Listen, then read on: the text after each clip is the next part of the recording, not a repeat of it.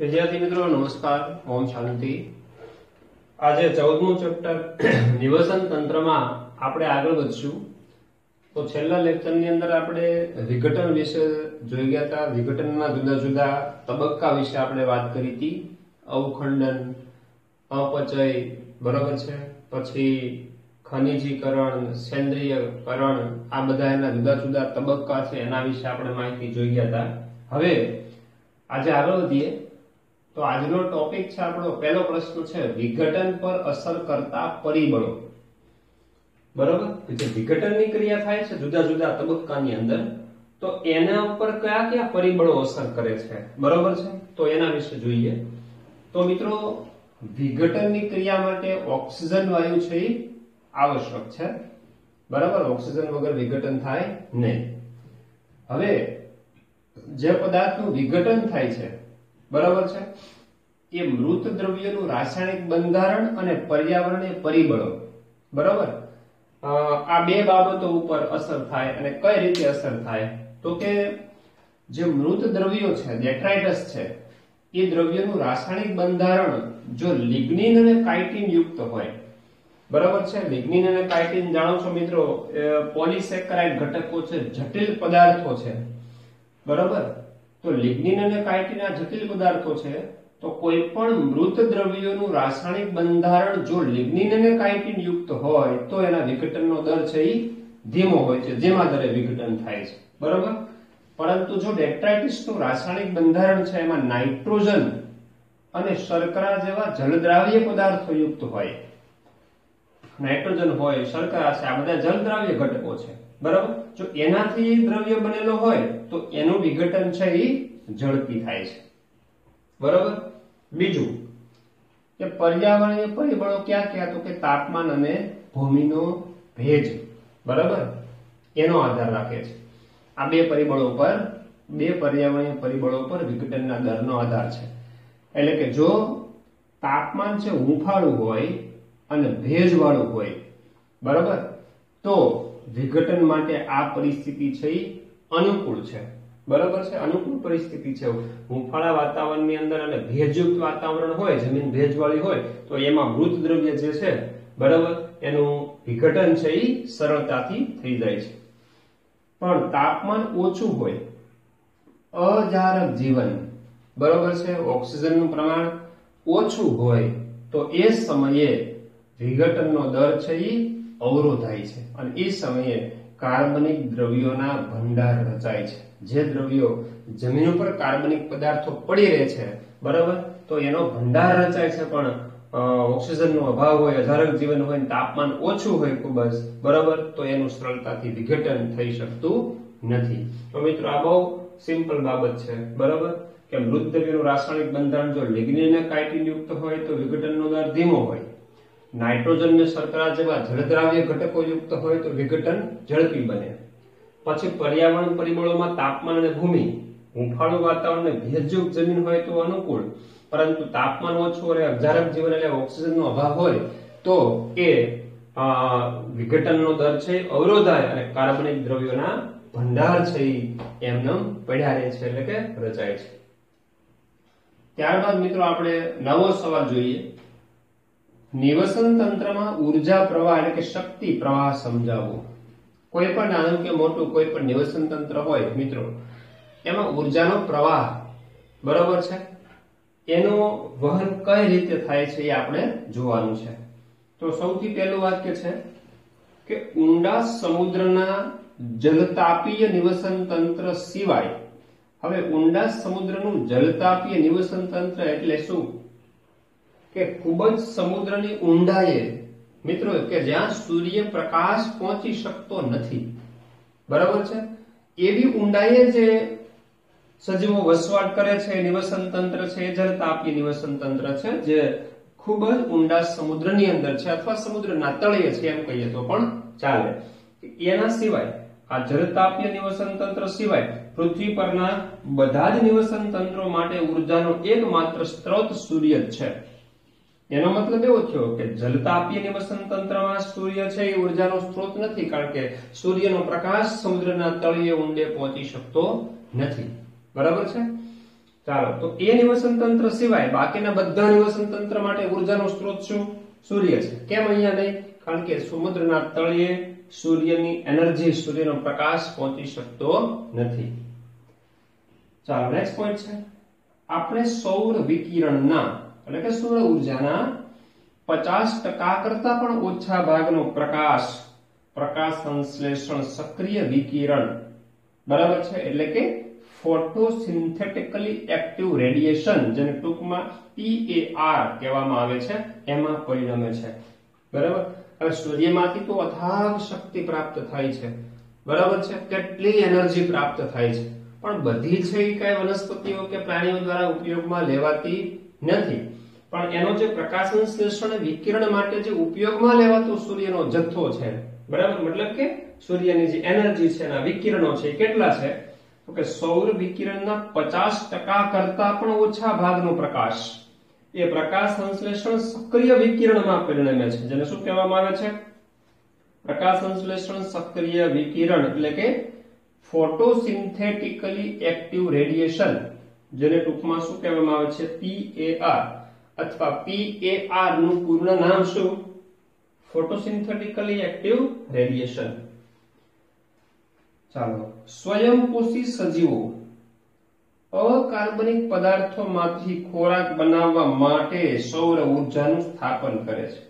સ્વયંપોષી સજીવો એટલે મિત્રો જે વનસ્પતિ છે, જે પ્રકાશ સંશ્લેષણ કરી શકે છે અને ખોરાક બનાવે છે, એ અકાર્બનિક પદાર્થોમાંથી, અકાર્બનિક પદાર્થો એટલે વિવિધ પ્રકારના ક્ષારનો ઉપયોગ કરે, CO2 નો ઉપયોગ કરે, પાણીનો ઉપયોગ કરે, આ બધા અકાર્બનિક પદાર્થો છે એનો ઉપયોગ કરે અને એમાંથી ખોરાક બનાવવા માટે સૌર ઉર્જાનું સ્થાપન કરે છે. શેમાં? રાસાયણિક ઉર્જામાં, એટલે કે ખોરાક સ્વરૂપે. તો સૌર ઉર્જાનું રૂપાંતર શેમાં થાય છે? રાસાયણિક ઉર્જામાં, ગ્લુકોઝ સ્વરૂપે ઘટકમાં, વનસ્પતિમાં સંગ્રહ થાય છે. વનસ્પતિઓ માત્ર હવે જે આ PAR એટલે કે ફોટોસિન્થેટિકલી એક્ટિવ રેડિયેશન છે, બરાબર, એમાંથી વનસ્પતિ શું કરવાની છે? પ્રકાશ સંશ્લેષણ કરવાની છે. તો આ PAR નો જે કુલ જથ્થો છે, વનસ્પતિમાં માત્ર 2 થી 10% PAR ગ્રહણ કરે છે, બરાબર. સૂર્યની એનર્જી જે PAR એટલે કે ફોટોસિન્થેટિકલી એક્ટિવ રેડિયેશન છે, વનસ્પતિના ઉપયોગી દ્રવ્યો, સૂર્યનો જે પ્રકાશ છે એમાંથી માત્ર 2 થી 10% જ ગ્રહણ કરે છે, અને આ ઉર્જાની ઓછી માત્રા સમગ્ર સજીવ વિશ્વને ટકાવી રાખે છે. હવે મિત્રો વિચાર કરો કે માત્ર 2 થી 10% જ પાર છે ગ્રહણ કરે છે, અને તો પણ આટલી જે ઉર્જા છે, બરાબર, એ સમગ્ર સજીવ વિશ્વને ટકાવી શકે છે, એટલો ખોરાક છે ઉત્પન્ન કરે છે. હા, અને ઉત્પન્ન થયેલો ખોરાક છે એ જે તે નિવસન તંત્રમાં પ્રવાહિત થાય છે, એટલે ઉત્પાદકથી તૃણાહારી, માંસાહારી, ઉચ્ચ માંસાહારી વગેરેમાં, બરાબર. હા, અહીંયા લખ્યું છે ઉત્પાદકો છે નિવસન તંત્રના ઉત્પાદકો, એટલે કે જે ખોરાક બનાવે છે, જેમાં લીલી વનસ્પતિ આવે, એ કોનો ઉપયોગ કરે છે? બરાબર, મતલબ ઉત્પાદકો પર કોણ નભે? તૃણાહારી. તૃણાહારી પર કોણ નભે? માંસાહારી. એટલે કે ઉત્પાદકની એનર્જી ક્યાં પ્રવાહિત થઈ? તૃણાહારીમાં. તૃણાહારીની પ્રવાહિત થતી એનર્જી ક્યાં ગઈ? તો કે માંસાહારીમાં. તો આને શું કહેવાય? ઉર્જા પ્રવાહ અથવા શક્તિ પ્રવાહ કહેવામાં આવે છે, બરાબર.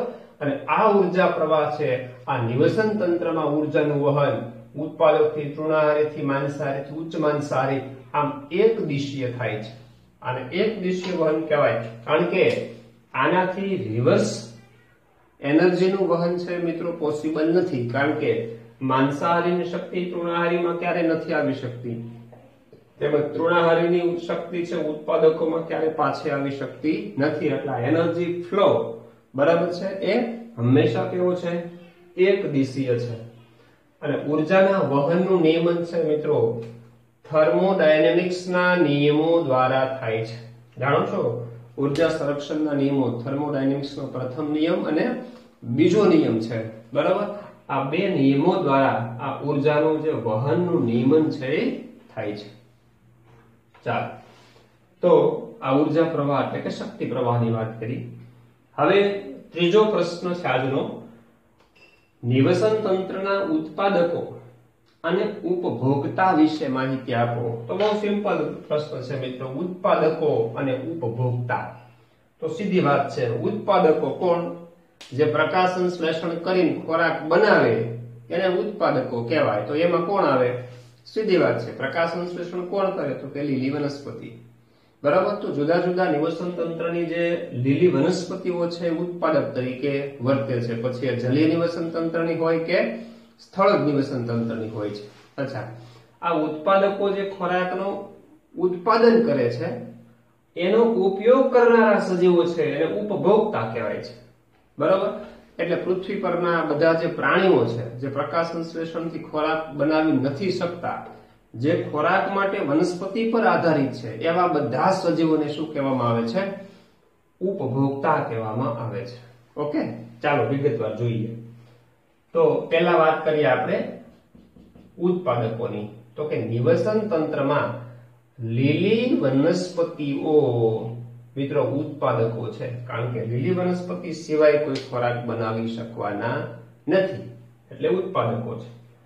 હવે ઉત્પાદકો છે હમણાં જ આપણે વાત કરી એમ કે ભાઈ સ્થળજ નિવસન તંત્રમાં અને જલજ નિવસન તંત્રમાં. બરાબર. તો સ્થળજ નિવસન તંત્ર, સ્થળજ એટલે જમીન પરની વનસ્પતિઓ, એ સ્થળજ પરના નિવસન તંત્રોમાં આવે. તો એની અંદર શાકીય અને કાષ્ઠીય વનસ્પતિઓ મુખ્ય ઉત્પાદકો છે. છોડ પ્રકારની વનસ્પતિ અને કાષ્ઠીય એટલે મોટા થડ કે જે આપણે કહેવાય લાકડું આપતી હોય વનસ્પતિ, મોટા વૃક્ષો પ્રકારની જે વનસ્પતિ છે. બરાબર. તો જમીન ઉપર મોટા વૃક્ષો અને છોડ છે પ્રભાવી કહેવામાં આવે છે. બરાબર. જંગલો હોય વગેરે, ગાઢ જંગલો, તેની અંદર મોટા મોટા કાષ્ઠીય પ્રકારના વૃક્ષો હોય છે, જે ઘટાદાર વૃક્ષો હોય, ખૂબ જ મોટા હોય અને મોટી સંખ્યાની અંદર વર્ચસ્વ ધરાવે છે, એટલે એ વધુ ઉત્પાદકતા ધરાવે છે. એટલે મુખ્ય ઉત્પાદકો સ્થળજ નિવસન તંત્રમાં છોડ ને મોટી વનસ્પતિઓ છે. પછી જલજ નિવસન તંત્ર વનસ્પતિની વાત કરીએ મિત્રો, તો એની અંદર વનસ્પતિ પ્લવકો. બરાબર છે, જલીય વનસ્પતિઓ. પછી લીલ આવે છે, જલીય વનસ્પતિઓ ઉત્પાદકો તરીકે વર્તે. તો વનસ્પતિ પ્લવકો, લીલ અને જલજ મોટી વનસ્પતિઓ છે ઉત્પાદક તરીકે વર્તે છે. તો આ ઉત્પાદકની વાત થઈ. હવે ઉપભોક્તા. બરાબર. જે ઉત્પાદકોનો ઉપયોગ કરે છે, વનસ્પતિનો ખોરાક તરીકે ઉપયોગ કરે છે, એ બધાને ઉપભોક્તા કહેવાય. બરાબર. તો એની અંદર જોવો છો બધા જ પ્રાણીઓ આવે. બરાબર. માનવ સહિતના બધા પ્રાણીઓ તેમના ખોરાકની જરૂરિયાત માટે પ્રત્યક્ષ રીતે કે પરોક્ષ રીતે વનસ્પતિ પર આધાર રાખે છે, તેમને ઉપભોક્તા કહેવાય છે. હવે પ્રત્યક્ષ રીતે કે પરોક્ષ રીતે વનસ્પતિ પર આધાર રાખવો એટલે શું? હવે દાખલા તરીકે ચાલો એક ઉદાહરણ સમજીએ કે ભાઈ આ ઘાસ છે એને ખાનાર સજીવ તૃણાહારી પ્રાણીનું એક ઉદાહરણ લે. દાખલા તરીકે હરણ છે, હરણને ખાનાર સિંહ. ચાલો, તો હવે સીધી વાત છે, ઉત્પાદક થયું ઘાસ. હરણ છે તૃણાહારી છે, સિંહ છે એ માંસાહારી છે. તો હરણ અને સિંહ આ બંને ઉપભોક્તા તો કહેવાય જ. બરાબર. બધા જ પ્રાણીઓ તેમના ખોરાકની જરૂરિયાત માટે પ્રત્યક્ષ રીતે કે પરોક્ષ રીતે વનસ્પતિ પર આધાર રાખે છે. હવે પ્રત્યક્ષ રીતે કોણ? હવે દાખલા તરીકે હું એમ કહું કે હરણ છે એ સીધો જ ઘાસનો ખોરાક તરીકે ઉપયોગ કરી શકે છે. હરણ છે એ ઘાસ ખાય, સીધું જ ઘાસ ખાય, તો એ પ્રત્યક્ષ રીતે વનસ્પતિ પર આધાર છે. હવે સિંહ છે, હાલો, હરણનું અસ્તિત્વ ક્યારે છે? ઘાસ છે તો. સિંહનું અસ્તિત્વ ક્યારે છે? હરણ જેવા તૃણાહારી પ્રાણીઓ છે તો.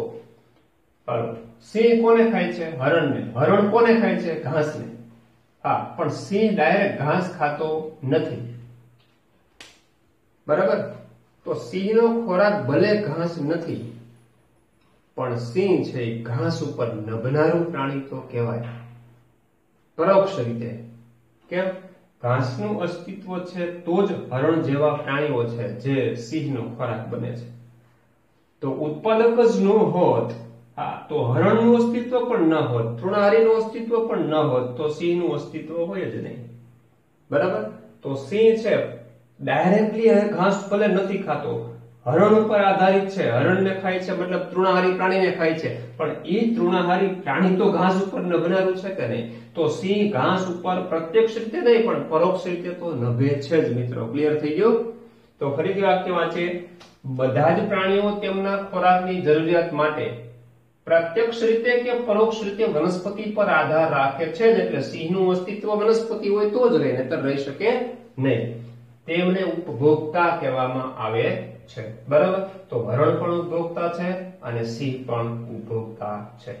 બરાબર?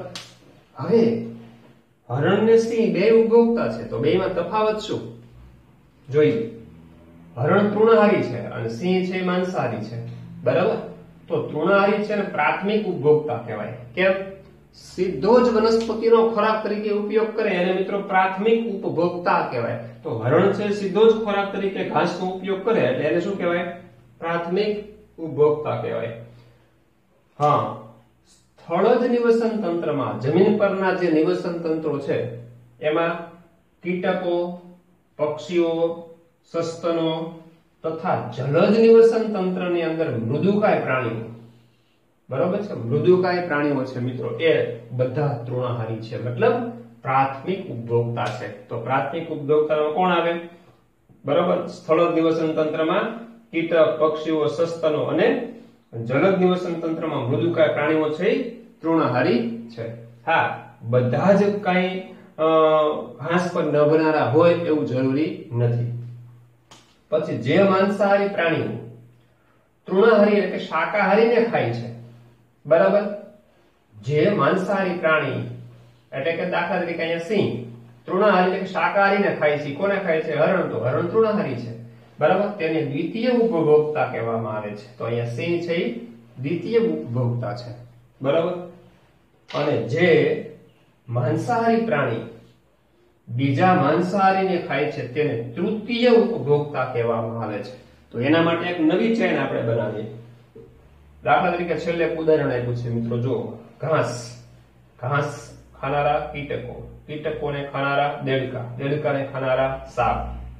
હા, તો મિત્રો સીધી વાત છે, ઘાસ છે અહીંયા શું થશે? ઉત્પાદક, બરાબર છે.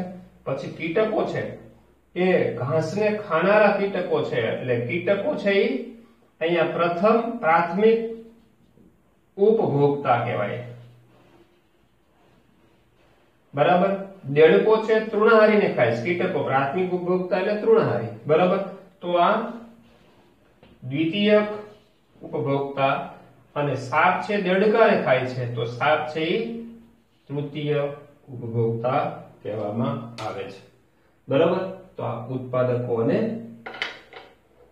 ઉપભોક્તા, લીલી વનસ્પતિ જે ખોરાક બનાવે પ્રકાશ સંશ્લેષણની ક્રિયાથી એને ઉત્પાદકો કહેવાય, અને ઉત્પાદકોનો ખોરાક તરીકે ઉપયોગ કરે મિત્રો એને ઉપભોક્તા કહેવામાં આવે છે અથવા ઉપભોગીઓ કહેવામાં આવે છે, જે પ્રથમ ક્રમના, દ્વિતીય ક્રમના અને તૃતીય ક્રમના, બરાબર છે. તો મિત્રો આજે 3 થિયરી આપણે જોઈ. વિઘટન પર અસર કરતા પરિબળો જોયા, નિવસન તંત્રમાં ઉર્જા પ્રવાહ એટલે કે શક્તિ પ્રવાહ કઈ રીતે વહન થાય છે વાત કરી, અને નિવસન તંત્રના ઉત્પાદકો અને ઉપભોક્તા વિશે માહિતી આપણે જોઈ. નેક્સ્ટ લેક્ચરમાં આગળ વધશું. ઓમ શાંતિ.